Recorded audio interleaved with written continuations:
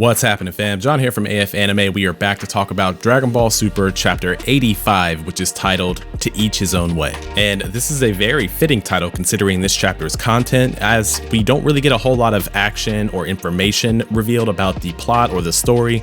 Rather, this chapter decides to focus on each character and their relevance to how they're growing and how they're depicted within the Dragon Ball universe. As such, I won't spend a whole lot of time talking about the fight that goes down in this chapter or the small bits of action. Rather, I'll talk about each character and their depiction throughout this chapter. So first up for discussion is going to be Vegeta and Ultra Ego and how they're depicted in this chapter, and I'm just going to go ahead and say that I was a bit annoyed with how he was handled. Now, when discussing this chapter with my brothers and specifically about Vegeta and my disappointment with him, they actually tended to disagree. They think that this is a great pacing for Vegeta's learning curve, or at the very least how he uses his Ultra Ego.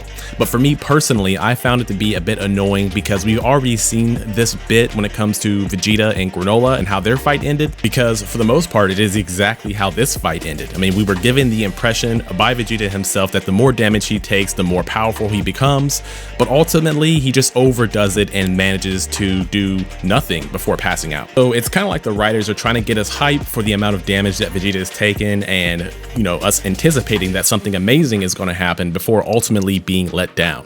So despite my brother's disagreement, I still stand by the assertion that this is not the proper way to handle Ultra Instinct Vegeta. Now, to be clear, I do think that maybe this is their way of showing us that Vegeta has to fully master this technique or this ability before he can actually use it in its proper way. And my best guess as to what that proper way is that he would need to essentially go on the offensive after his damage reaches a threshold just before he passes out. And to simplify that even further, let's just say that he has a damage tank or a damage meter that goes all the way up to 100%, and what he would have to do is go on the offensive somewhere between 95% damage and 99% damage. And what this would do is effectively make Vegeta's Ultra Ego transformation a more time-centric technique, which does seem to be the case with what they're doing with Goku in this chapter, but I'll talk more about that here in a second. However, in regards to Vegeta, I feel like this is just something we've already done when it came to his fight with Granola, as we got hyped up thinking that something amazing was going to happen with this Ultra Ego transformation, and ultimately he does land a few hits and does some impressive work, but for the most part it just seems like this ability might be tailored to kind of just serve as a tank for damage until Goku steps in to save the day. Now ultimately this is the Goku show. Dragon Ball has pretty much always been about that, but hopefully this is just the writer's way of giving Vegeta some time to develop this technique into something unique and useful, rather than diving into the age-old trope of Vegeta just taking as much damage and as much ass whooping as possible until Goku's ready to step in at the last moment. So those are my thoughts on Vegeta for this chapter. Ultimately, I am just a little bit disappointed and let down, but if you disagree or agree, let me know in the comment section down below. Next, I will be moving on to the star of this chapter, the man himself, Goku.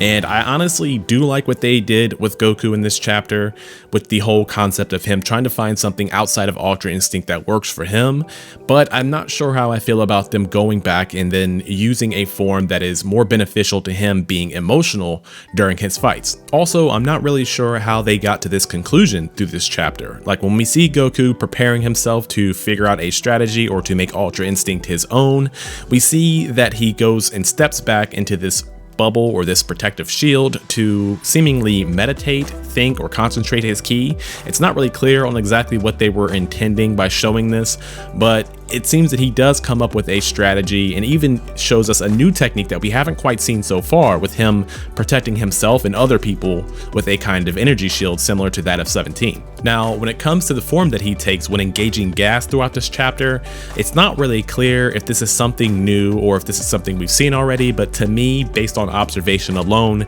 it appears to be a form that is similar to or exactly the same as Ultra Instinct Sign. Now, within recent chapters, especially during this arc, this form has pretty much been non-existent, but if you remember, this is the form he took upon fighting Kefla, as well as fighting Jiren after being KO'd by the Spirit Bomb. Now, at that time, especially during the episodes, it was emphasized that this was just an incomplete form of Ultra Instinct. However, in this chapter, if this is indeed Ultra Instinct, it appears that this form has some type of usefulness when it comes to allowing one's emotions to affect a fight.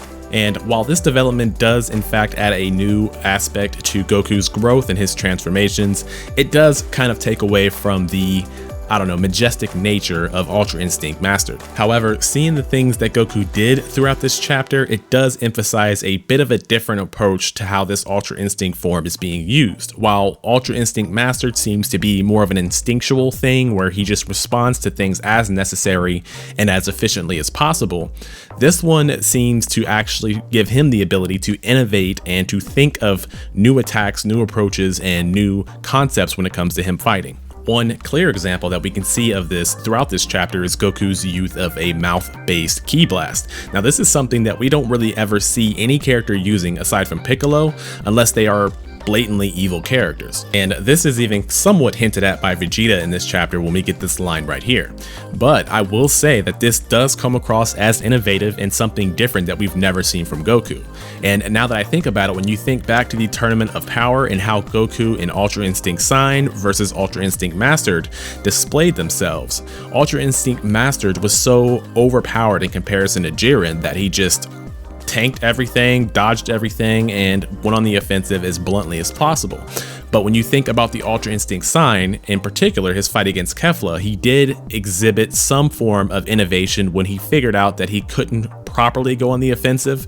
So what he did was found a creative way to use his technique by jumping on the bricks or the blocks from the tournament stage until he was in perfect position to perform a Kamehameha. So while it does seem to be a bit counterproductive to the growth of Goku and his Ultra Instinct form, maybe it does have some validity in his ability to use his brain to outmaneuver or outclass an opponent who is technically stronger than he is. So if I had to put my thoughts on Goku and his growth within this chapter bluntly, it's actually pretty good. Now, when it comes to Ultra Instinct Mastered, it has been very impressive and very fun to watch him overpower his opponents so easily and without emotions in the way.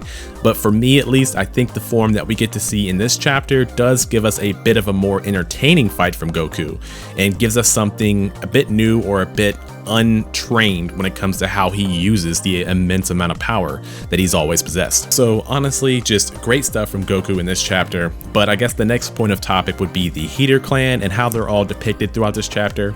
In terms of Gas, we don't really get anything too new or too different from him. He does seem to be getting increasingly annoyed with the fact that he's spending so much time on the Saiyans, but it does appear that he is more focused on defeating the Saiyans than actually reaching the goal that Elec set him out for, which, despite all the fighting they've had with Granola and the Saiyans on this planet, is ultimately to overthrow Frieza and become the universe's most predominant rulers. And even though we did get this reminder from Elec in this chapter, it is easy to overlook in the heat of the action that's been going on, but ultimately it also does serve to show Elec's mindset and that he is in fact becoming even more redeemable as each chapter goes through. Now, I know through all of my chapter reviews, this is something that I've expounded upon, especially within the last 5 or so chapters, but it's really laid down here when we see Elec go as far as putting his hands around his brother's neck and threatening him if he wastes too much more time on this situation at hand. And this divide is heightened even more by Oil and Maki getting a little bit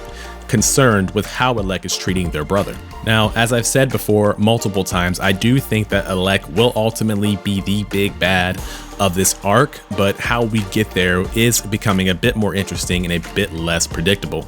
For example, as we can see from one of the last lines from Elec throughout this chapter, he says that there won't be a next time for Gas. And then we are treated to the reveal of Gas's new form, which seems or appears to be more advanced in age or in progression in terms of how powerful he's becoming or how close to death he is. This is something similar that we saw with Granola when he made his wish to become the universe's strongest. He had to be advanced in age to essentially make up for the difference in the time that it would take to train to become this more powerful. Now, if I remember correctly, we did get the typical lifespan for a Cerulean, but not so much for a member of the Heater Clan.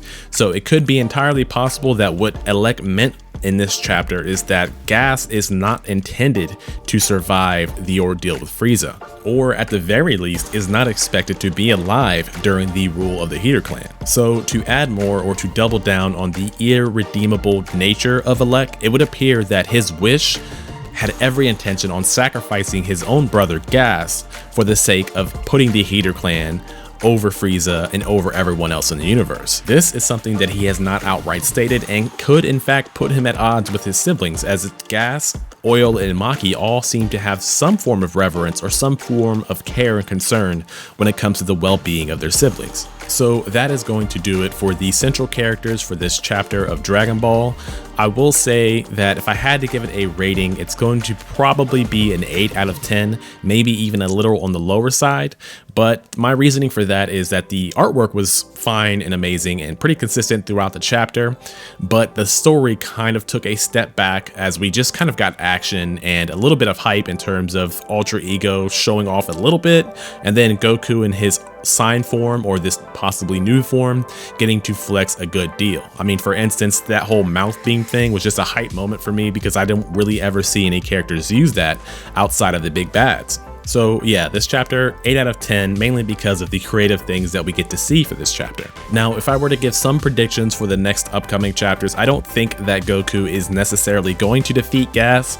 Rather, Gas will probably just run out of energy or time and might even die at the hands of his brother's wish. And if that does happen, it could create a divide between the remaining Heater clan members, as we can see from Oil and Maki that they don't really come across as evil. Plus, Elec does seem to be a bit more secretive in terms of what he plans and what he plans on doing with his siblings. For example, we still don't know what that errand he had to run was when Gas first started fighting Goku and Vegeta. And if I had to guess, my best guess for that is that he went to go recollect the Dragon Balls for an expected or potential second wish, as they don't have the same cooldown for the Dragon Balls of Earth and Namek. So if he does in fact possess both of these Dragon Balls and is waiting for something to make another wish, say for example Gas dies and the siblings want him to resurrect Gas, or he might decide that Gas is incapable of using his energy and his power properly, and instead of reviving his own brother, he might just make himself the strongest in the universe